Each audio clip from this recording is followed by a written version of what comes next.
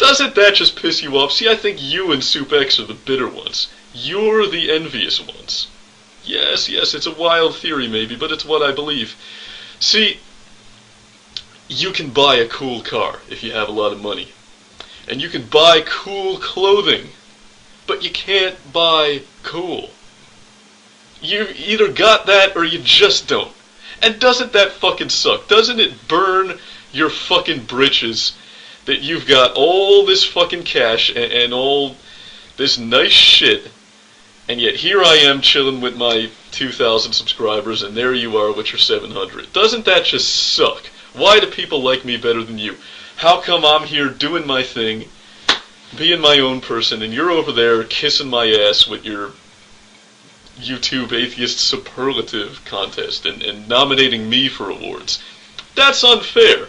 You have more money, you should be cooler than I am, shouldn't you? It's just not fucking fair. And that's what you're really pissed off about. That's what you and Soup X really have a fucking problem with.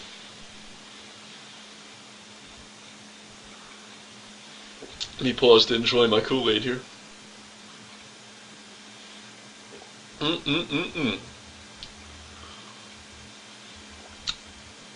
Tastes like America. Now, you said that you have relatives that are emergency room surgeons, and they have an elevator in their house, but you know they deserve to live these wild, extravagant Robin Leach lifestyles of the rich and famous because they do a job that, well, you didn't really say why. You just said because people that do that sort of work deserve to live that way. You didn't really say what it is about that sort of work. I think we should explore that question. What is it? The fact that they save lives? Because a firefighter saves lives for a living, and their income is a lot more modest. They make a lot less. Or is it just because they have a bloody, gruesome job and they have to look at guts all day? Well, a soldier on the battlefield has to look at guts all day, and he makes a lot less. No, the fact is, our society has just deemed that some classes deserve to be compensated more for certain types of work. And I'll get a little bit more into the reasons for that. They have a lot less to do with what you deserve than how you've manipulated the system. But we'll get to that.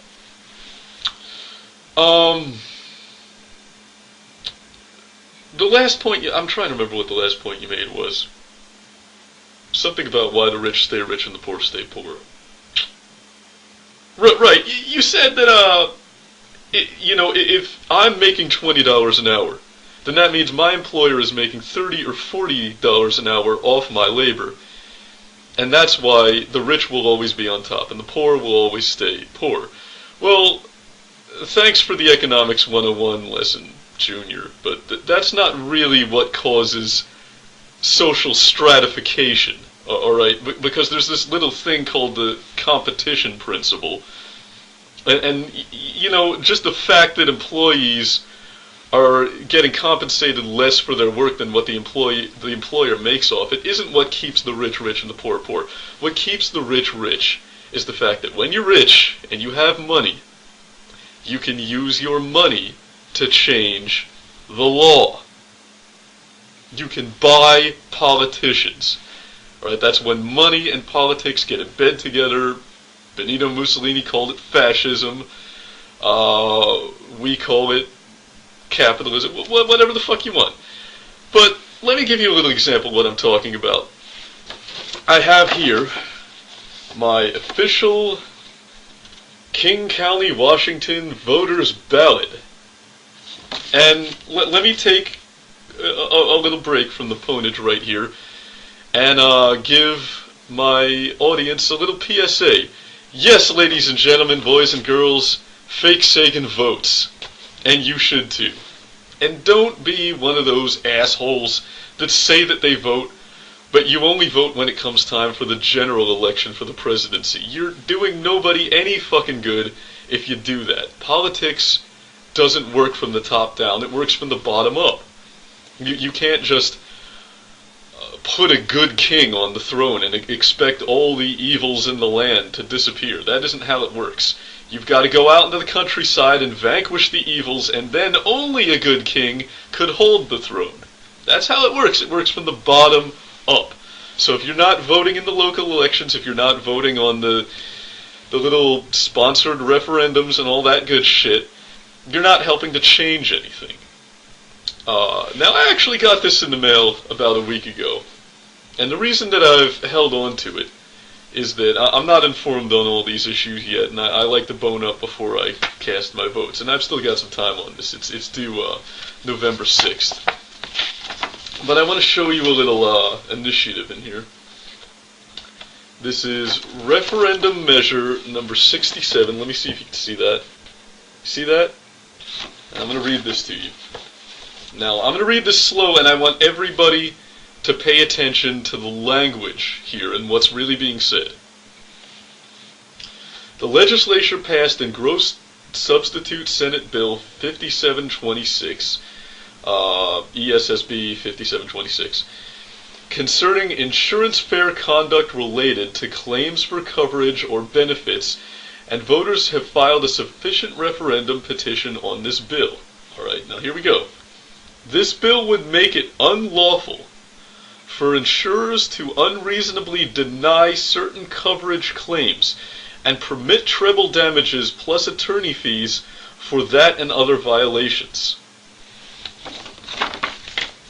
Alright, now what did we really just read? What did that language really impart to us? Let me give you the bottom line. The bottom line is that when we've gotten to the point where I have something on my ballot, where we have to pass legislation in order to get a private entity to be legally obligated to uphold their half of a business contract, we are in trouble. Big fucking trouble. Now let me ask you this. If I were to contract a carpenter to come and build a deck on my house, and granted I don't have a house because I'm a blue-collar swine, I have an apartment. It's actually a very nice apartment, but that's not the point. Well, let's say I paid this guy, and he never showed up and built my deck. Well, then I could take him to court, couldn't I? I could sue him for not holding up his end of a legal business contract. Why is it different in the case of insurance?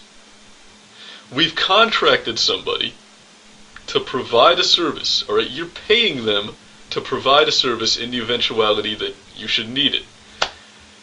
If they illegally deny that claim, or if they deny that claim for illegitimate reasons, you should absolutely have the right to take that company to court and not only get what is owed to you, but get damages on top of that. The fact that you can't do it now says only one thing. A politician has been paid off. Alright, some insurance lobbyist has walked up with a briefcase full of money and said, hey, we'd like to fuck over our customers. Here's some money. Let's talk. And this is what keeps the rich rich and the poor poor. You're not better people. You don't work harder. You're lazier, as a matter of fact. You're just sneaky. You're little rats. That's what keeps you where you are. And I want to make this known. I'm so tired of this myth of the self-made man in America. Alright, you're standing on the shoulders of the people who really fucking keep the country moving. And it's parasitic. There's no other word for it.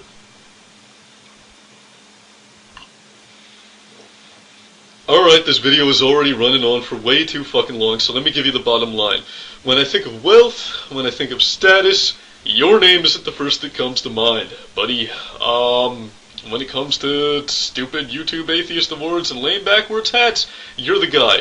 But as far as wealth and status goes, you're at best an upper middle class jackass who's got such a massive ego and a chip on his shoulder that he might as well be fucking wealthy beyond his wildest dreams.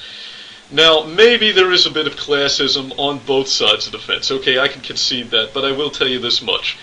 If the line is drawn and we've got you, Soupex, and Judalicious on one side, and we've got me, the Amazing Atheist, and Saturnine Films on the other side. There's no doubt in my mind where the brains and the talent are. Go fuck yourself.